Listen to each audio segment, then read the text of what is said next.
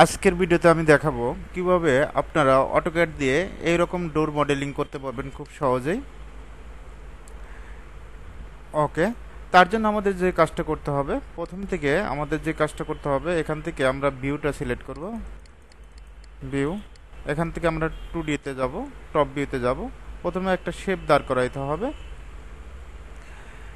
Polyline নেব, PL লিখে enter. এই পয়েন্ট থেকে 5 ইঞ্চি এফ8 দিয়ে স্টার্ট করবেন।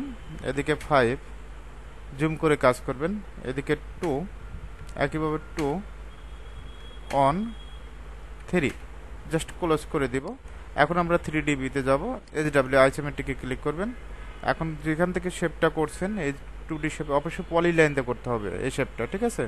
তারপর লাইন নেবেন, এই পয়েন্ট থেকে উপরের দিকে অবশ্যই স্ট্রেট থাকতে হবে। এফ8 দিয়ে যদি অ্যাঙ্গেল থাকে আপনার, আপনি এফ8 দিয়ে স্ট্রেট করে নেবেন, অথবা যারা ল্যাপটপে কাজ করবেন তারা কন্ট্রোল-L দেবেন। এদিকে 7 ফিট, কত ফিট? 7 ফিট। ডোরের হাইট তো 7 ফিট, এটা সবাই জানি। এদিকে 3 ফিট, এটা লাইন দিয়ে করবেন। এদিকে 7 ফিট। এখন আমরা এটা জয়েন করব, অবজেক্ট সিলেক্ট করে জে লিখে এন্টার। জে জয়েন হয়ে গেছে, দেখেন সিলেক্ট হয়ে গেছে। এখন আমাদের এই পলিলাইনের যে অবজেক্টটা ড্র করছিলেন, এটা আমরা জাস্ট সিলেক্ট করে সুইপে ক্লিক করবেন। কোথায় ক্লিক? সুইপ। সুইপে ক্লিক করার পর আবার এই পলিলাইন যে শেপটা তৈরি করলেন, 5 ইঞ্চি 2 ইঞ্চি 2 ইঞ্চি, জাস্ট ক্লিক করবেন। এই জয়েন্টে ক্লিক করবেন, এই লাইনে ক্লিক করবেন, অটোমেটিকভাবে হয়ে গেছে। এখন আমরা যদি অরবিটের মাধ্যমে দেখাই, অরবিটের মাধ্যমে ঘুরে ঘুরে দেখবেন অটোমেটিক শেপটা কিন্তু হয়ে গেছে, ঠিক আছে?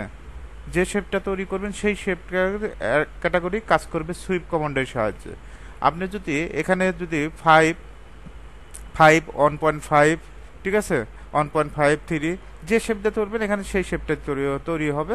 এখন আমাদের যে কাজটা করতে হবে, এখান থেকে আমরা উডেনের একটা কালার দেব। অবজেক্ট সিলেক্ট করে বাই লেয়ারে যাবেন। এখান থেকে অলরেডি উডেন কালার দেওয়াই আছে, এটা উডেন কালার। এখন যদি এটা উডেন কালার চয়েস না হয়, তাহলে সিলেক্ট কালারে যাবেন। এখান থেকে কালার বুকে যাবেন, এখানে বিভিন্ন ধরনের উডেন কালার আছে, এগুলো দেখবেন, ঠিক আছে? আপনার কাজের জন্য যেটা উডেন কালার প্রয়োজন হবে সেই উডেন কালারটাই নিয়ে নেবেন।